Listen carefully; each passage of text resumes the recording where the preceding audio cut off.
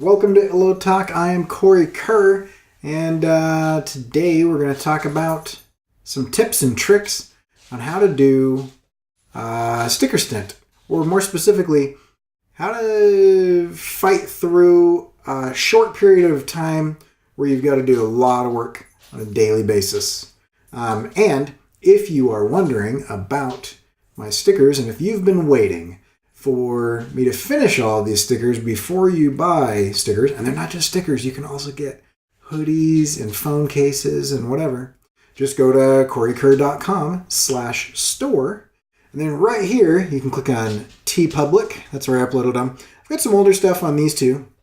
TeePublic, click here, and that will take you to my storefront where I have all these wonderful stickers. Fun times. So you can click on these guys, and you can choose the colors that you want. You can choose the cut, and so you can change a bunch of different stuff about them. Like we can go like female cuts, and we can change this to whatever, right? Or if you scroll down on each design, you've got the sticker here, you've got all that jazz. And so I've uploaded all of those things. You just click on my name to go to all that. And I put some of the old stuff up as well. The cat's like chasing a twisty tie around. But yeah, like if you want to see, some of this, then you can kind of just click on it. And then it'll show you all the different options that you have for that thing. Just scroll down and you can say, you know what I really want? I really want this as a phone. And so then you can get it as a phone case or whatever. Anyway, curse words, angry fist shaking. I just recorded like 20 minutes of this thing, and this friggin' mic didn't pick anything up. Like it picked stuff up, but it also sounded like I'm so mad. Let's try this again, shall we? All right. What were we talking about? Oh, yeah. Tips and tricks on how to do a lot of work on a daily basis in a short period of time, right? Or challenges, like art challenges, like sticker stint, where you do 30 days of stickers, or 30 stickers in 30 days, or 100 days of making comics, where you do half an hour every day for 100 days creating a comic, or Inktober, where you complete an ink drawing every day, or any number of things like that. I'm still so mad. All right, so here's the thing. There's two basic different types of these challenges. One type is a timed type, where you have a minimum amount of time that you have to do something every day or whatever, right? And that is awesome, and those are very beneficial in getting good habits going and things like that. The other type is a completion type, where you have to complete, start to finish something every day. Inktober and sticker stint are completion types. 100 days of X, 100 days of animation, 100 days of making comics are timed types, right? Time types are awesome. I like them. I'm mainly going to be talking about completion types right now, because that's what I just did. I just finished a sticker stint, and it was a completion type. So anyway, you've got a couple different things. Number one, in no particular order. How many do I have? 1, 2, 3, 4, 5, 6, 7. 7 of these. I'm going to see if I can do these faster than I did before, because I swear to all that is holy, if this microphone screws me again, I am going to lose it. All right, just check the sound and we're good. So, first, get your friends and family on board.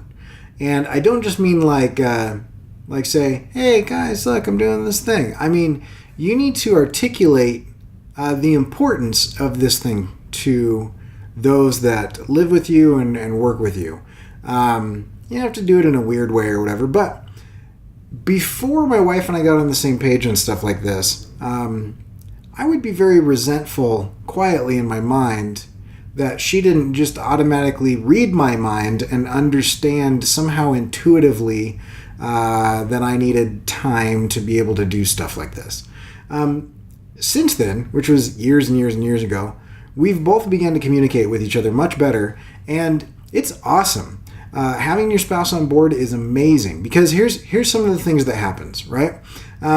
We trade off doing different things so that we carry the load, right? But I put this, this short period of time where I was going to do this intense thing, and there were times where I got home from work and I had to do something that evening in a couple hours or whatever, but I still get my sticker done. And so there was this narrow window of time that I had to get it done, but it was my turn to do something.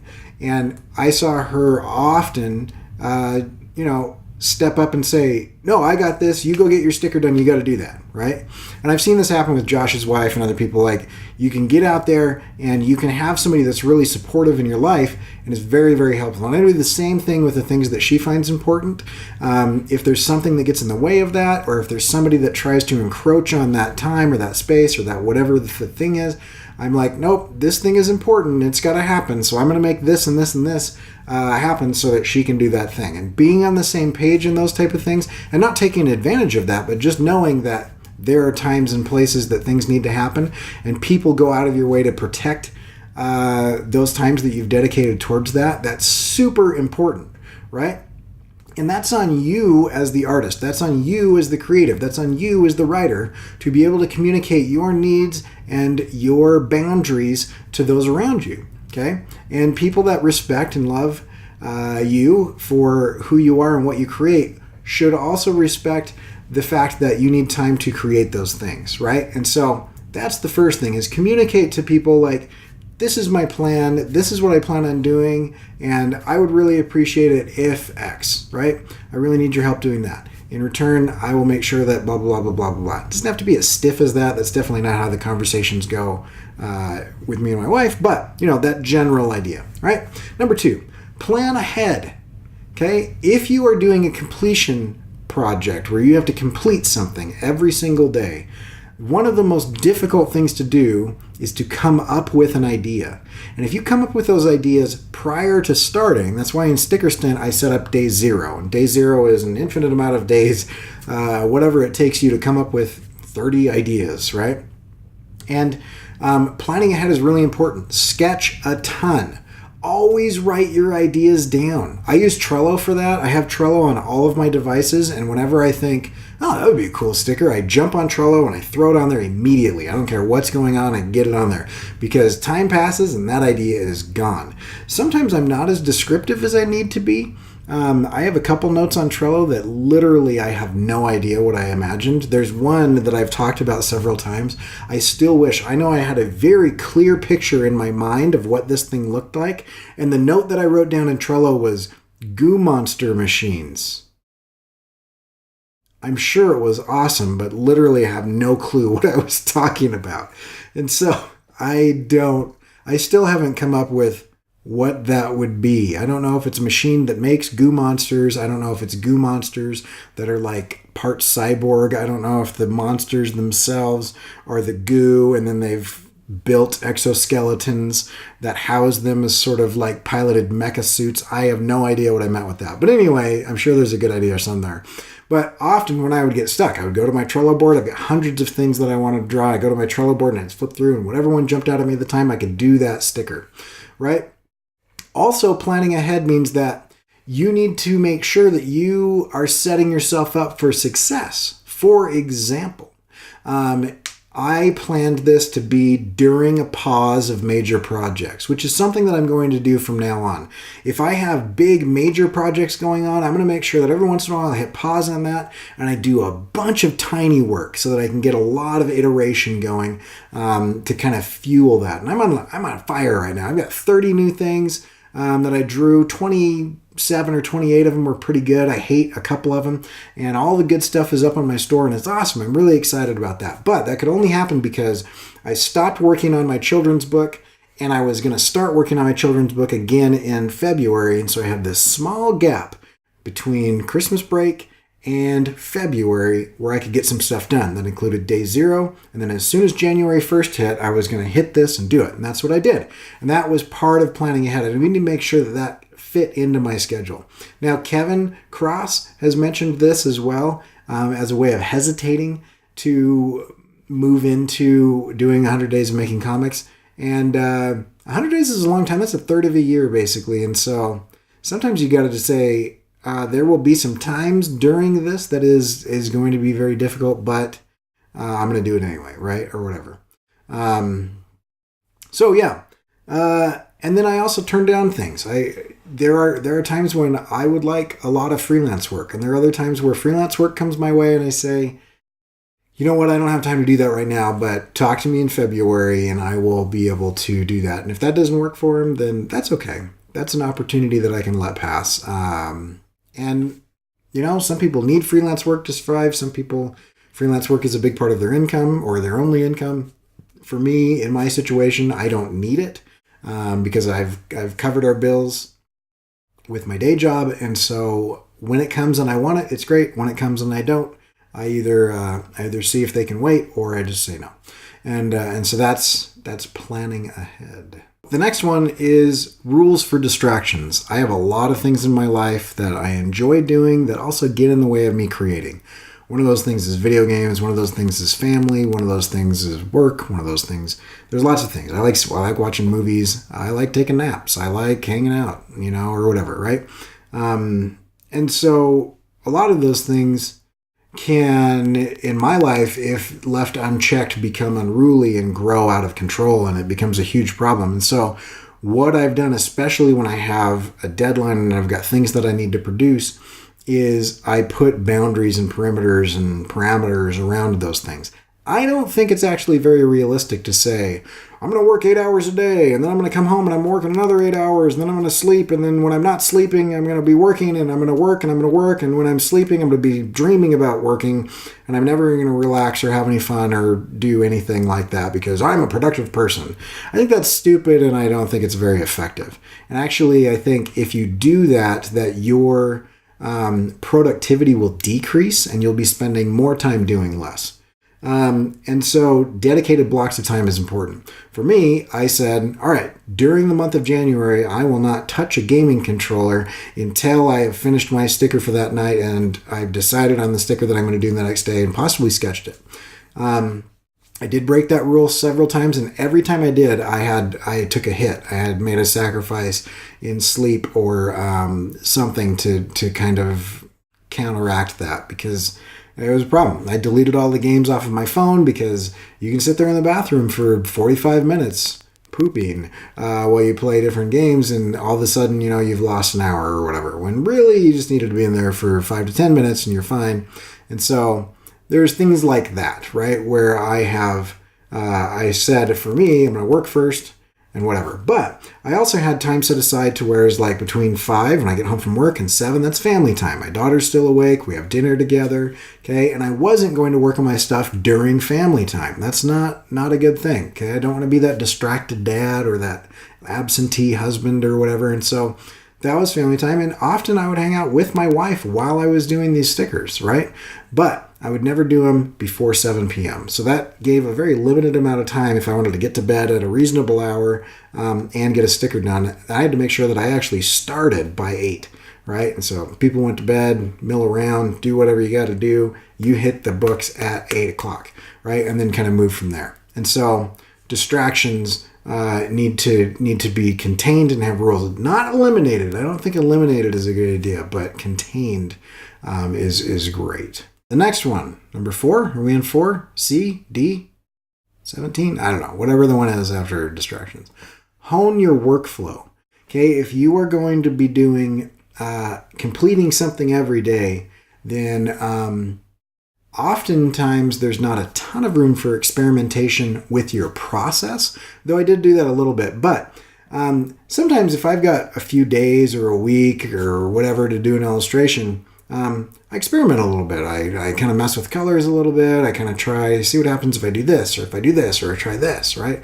I'll learn a different program, or I'll do this, right? And so there's a bunch of different things, but when it's like crunch time and it's like every day you are firing, then what I've found is that I can say that I do my sketches, and then I do my inks, and then I do my flats, and then I do my highlights, and then I do my shadows, and then I do exporting, and I have this, it happens, and it happens in the same way.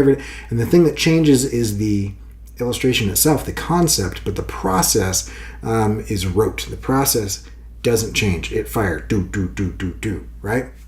This also comes into play with honing your workflow around the thing. And so I tried to make sure that my process of sharing, where I shared and what I did, was narrowed down and simplified as much as possible while still being effective. And so that brings me to the next one. If you do videos, which I highly recommend that you do videos, if you do videos, I recommend that you simplify your videos as much as possible, right? That doesn't mean that you can't have longer videos. Obviously, I'm very long-winded. But I mean, like, I have a folder on my iPad where I did almost all of the videos, and I have a folder on my computer full of PNGs that have different title graphics.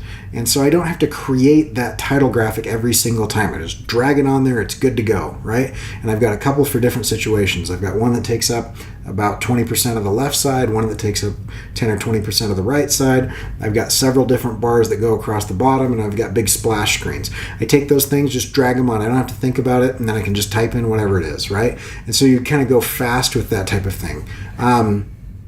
So templates are really good, and a templating process where you are saying, like, my videos do this. I start with intro music, and then I jump into this part of it, and then I exit this way, and I have this type of thing.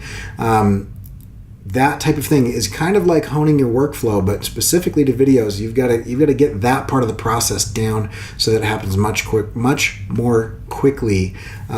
Because I find a lot of the time that I can spend several hours kind of noodling and fixing and tweaking and experimenting with the way that I'm doing my videos. And if you're doing, 2 to 6 hours of drawing, and then you have another like 3 hours of playing around with your video, that is a very time consuming thing. And so if you can get the video to last, you can give the video process itself to take no more than twice as long as the length of the video, meaning if I have a 15-minute video, I can do that video in 30 minutes, including laying down that 15 minutes.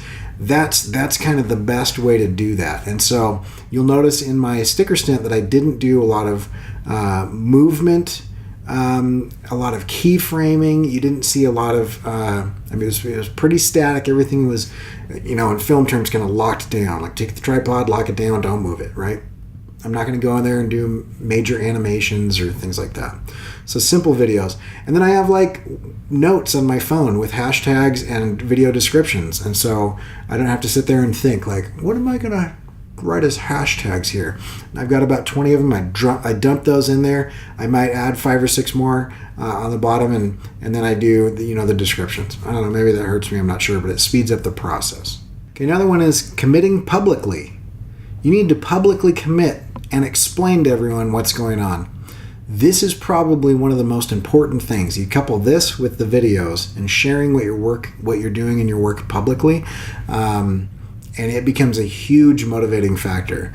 Left to ourselves, we tend to justify and rationalize away a lot of things. Like, I've done 15 in a row. I'm doing pretty good. Like, I can skip a day and I'll be fine. Right, and I can catch up later or whatever. Like that type of thing will happen if you left unto your own devices. But if you've got a group of awesome people like you guys who watch these videos, I had people send me messages if I finished a sticker but forgot to share it or planned on sharing it the next morning because it was super late at night or whatever. I had people message me and say, "Hey man, where's the sticker for today?" And it's like, I was very aware that people at work and my family and those of you that interact with me online were aware that I was doing this thing, because it became a thing where at work people would say, "Oh yeah, so what are you doing for your sticker today?" My wife would come and talk to me and say, "Hey, what are you planning on making tomorrow?" And that type of thing. And I talked to people about this because it was part of my life, but also because it gives me the external motivation, knowing that if I don't do this, people will notice. People will know. Announcing things publicly is an important part of lots of different things. And so that's one thing, committing publicly. The last thing is take it seriously. And I say this seriously. Taking it seriously means that you make the sacrifices that you need to make to do this thing. At one point in time, a couple of my buddies said, "Hey, let's go catch a movie," right? And so I was literally in the theater with my sketchbook, sketching that night's sticker during the previews of that movie, because I had to get it done, and I knew that there was going to be, a 2.5 hour chunk of time where I wasn't working on it. And so I literally worked right up until the time that the movie started. There are other times where I had to sacrifice a couple hours of sleep to get it done. But I moved heaven and earth to make this happen. And I will continue to do those things for those things that are important. There's a huge difference between things that are important and things that are urgent, right? And things that are urgent are always the things that take up all of our time unless you fight for the things that are important, because the things that are important can usually be put off for tomorrow or the next day or next week or next month or next year or whatever, or when this happens, or when the planets align, or when the stars, wink at me and I feel good about myself, or when the muse comes down and blesses my presence so that everything is perfect or whatever. And those things mean, if that's the case, that you only do important things when it feels like it's right, then you will rarely do important things. And the definition of something important, I will say this over and over again, is will it matter a year from now? Will it matter a year from now that I just spent the beginning of this year doing 30 different designs, 30 different illustrations? I believe it will. I got better, I got faster, I honed my process, I learned a new piece of software. There's a lot of benefits to that. I gained some new friends, some new fans, some new followers, some new eyeballs on my work, and all of that is really important. All of that is something that will matter a year from now. And so if it matters a year from now, it's going to be difficult to do, and you've got to take it seriously, you've got to carve out time for it, and you've got to treat it as if it's urgent, even though it won't feel urgent. It's only important. But a lot of urgent things, they don't matter a year from now, right? If you ignore urgent things long enough, then sometimes they will build up and it becomes a problem, right? And so you got to find that balance. But there's an odd scripture in the New Testament that says, "Sufficient unto the day is the evil thereof." It's such an interesting phrase, but the world will provide enough resistance that you don't need to give yourself resistance. And so just accept that important things are important and you need to carve out time for them. And don't give in to the resistance that you're going to create for yourself by justifying that you can just do it later, because you will never do it later if you continue with that attitude, because later never is now.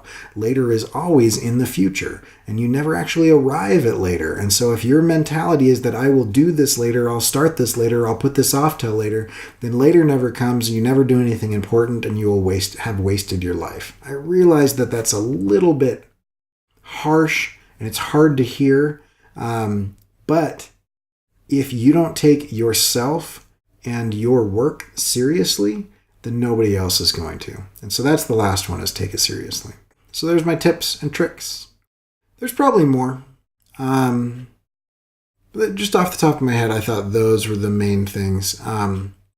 I do want to say that I don't look down on anybody, and everybody's situation is different. I've got a brother who has to hold down 2 full-time jobs to be able to survive, and I am super blessed to be able to have some free time to be able to do this stuff. And so your mileage may vary, your rules may vary, your ability to dedicate a certain amount of time is definitely going to vary, and everybody's situation is different. And so know that I'm just telling you what works for me and what I find important for me, but I don't necessarily apply these to other people.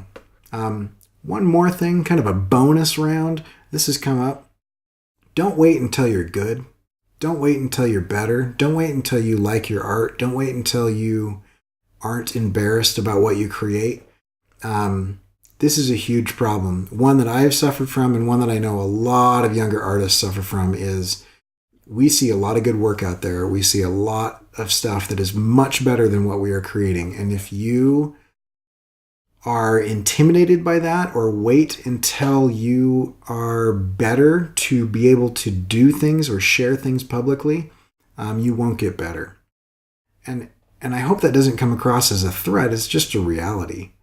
And know that everybody that is out there that is amazing, that is making incredible work, they sucked at one point in time, and they were totally incompetent in that thing, because to begin something by definition means that you'll be incompetent in that thing for a while. And so don't let your intimidation and your fear and your hatred for your own stuff stop you from making things, because you got to push through that. You got to fight through it.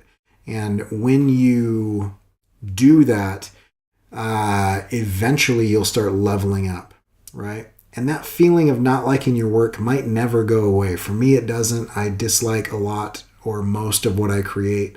Eventually, given enough time, sometimes it's 5 minutes, and sometimes it's a couple days, and sometimes it's a month. Man, if it's a month, I'm doing pretty well. Most of the time, I dislike it pretty fast after I create it. I enjoy the process of creating. I do like what I create, but I see the flaws glaring at me all the time. And if I let that stop me from doing things, I would never improve. And again, never do anything that I felt proud of. And so I do want to say this, because I don't pat myself on the back very often. I am proud of myself for doing the sticker stint. I am proud of myself for doing the 100 days of animation. I'm going to be super proud of myself for finishing this children's book that I'm working on. The completion of things is something that I am excited about, because I didn't used to finish stuff, and I've become somebody who finishes things now.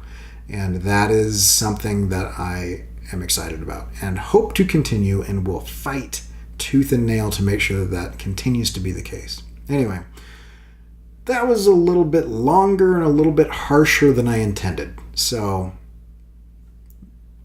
play happy music listening to this or something. It's a little too late at this point in time. But yeah, anyway, if you liked this video, then like it with that little thumbs up button, subscribe, all that jazz. Check out my stuff at corykerr.com. You can see the rules of sticker stint if you would like to do a sticker stint at corykerr.com/stickerstint. And if you're into 100 days of comics, you can check out their Kickstarter, which is going for another day or two, and you guys should check that out because it's pretty awesome. Hopefully I will get in on that the next time around, depending on how quickly I can finish this children's book to the quality that I'm interested in finishing it. I'll probably do a short 8 to 15 page thing, and I'll see if I can get that done in 100 days. Anyway, yep, we'll catch you guys later. Thanks for hanging out. Thanks for sticking around. To those of you that have already bought stuff, thank you. That means a ton and is really awesome, and I appreciate that. And those of you that are going to buy stuff, the same. You also rock. We'll catch you guys later. I'm out.